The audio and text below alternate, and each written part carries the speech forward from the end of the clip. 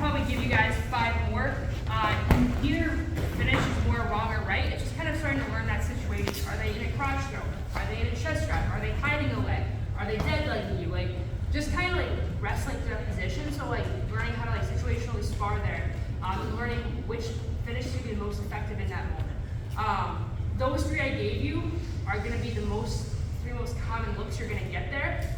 So there are more finishes, but I gave you a finish for each look, if that makes sense, kind of. Anything else you ever learned there, all super effective stuff. But with being able to finish it, that's a situation where you should be scoring 100% of the time. If you're on a leg, your opponent's on their butt, that stalemate's there so many times, even at the highest level. And for the offensive person, that should be a scoring situation 100% of the time. If you have a long, lanky guy that sits you there, you should be able to score there. So really work those positions. Don't just stalemate out there. Now that you know how to manage every look you're going to get, find a way to score every time. Again, turning a high percentage move into a 100% move. Make sense? Heard? Heard. All that being said, we're going to how to defend it so that if someone is good there, we're a little bit better. But yeah. So get it on a crackdown. Okay, so first thing I gotta do, even if they're rotating down here, I gotta get a belly wizard here. Okay? Well, let me back that up a little bit. If I go here, first thing I gotta do is stay in tight to him. As soon as I start giving him space here, I'm already in danger. Especially if I'm back here, I'm kind of like dead to rights now. Okay? So as soon as I get here, I gotta stay in tight, whether it's a crotch throw, whether it's a chest wrap, just something, and I make myself into a tiny ball. Okay? I'm bringing my knees to my chest. I'm bringing my chest as low as I can to kind of pin him here.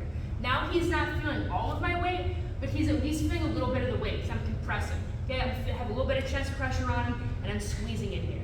Okay. Next piece, I have to get a belly wizard. So the arm that's like closest to his back, I gotta get as deep as I can. Okay. Now that I have this, now I can post this hand out because I have him pinched between my legs and his chest, so I can post this hand out to the side. Next piece, I gotta get him off my hips. As long as he's on my hips and I'm carrying that weight, I can't move him kind of pinned here. So like we were talking about before, I have to get his shoulder outside my body. Okay? So I'm gonna use this belly wizard, I'm gonna use this post, and I'm gonna kind of use this leg, again, it's in tight, it's loaded up, to get him up. Okay? So I'm using this to support me, I'm using this belly wizard to kind of lift him up a little bit, and I'm using this leg to drive.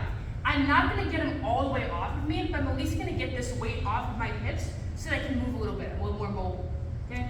So in tight, bring everything into a small ball. I'm here. Okay? Now I can release my lock, post my hand to the outside, have this belly wizard. I'm going to lift, drive off this foot. Here. Okay? I might not be all the way out yet, but at least now I can move my hips a little bit. Okay? I'm going to continue to use this belly wizard to move him out of the way. Okay? I don't have to like lift him or shove him. Just keeping him blocked out so I can use this post hand to lift up my hip, retract my heel to my butt, get my hips back. Okay? From here, his lock's probably going to be broken. Stop. Go behind. And again, he cracks me down. First thing I'm doing, getting the tiny ball. Bring everything in tight. Bring my chest as tight to my back as I can. Bringing my knees to my chest and have a tight lock here. Okay? Now I'm going to keep this belly wizard. I'm going to post this here behind me. I'm not posting it in front, because I can't really like move here. I'm posting it behind me. I'm driving, so I'm bringing my weight into him. I'm lifting, okay? And I'm just gonna shove him off of me a little bit. Okay? Now my hips are mobile. I can keep this belly wizard, keep him blocked. Okay? Bring my heel to my butt, sit through, boom. Okay? Again, my hips are into him. And I can just block, go behind. Okay? If this person isn't as strong there, I might be able to do this all in one motion. That's always kind of my goal. More often not, what's going to happen is it's going to be 2 motions of like here and then having to go again. But if I get really good here, I can do it in 1 motion. Okay? So here, everything's tight. I post, I'm going to hip place it all the way through this time. So I'm driving, I'm lifting, boom, and getting it all back at once.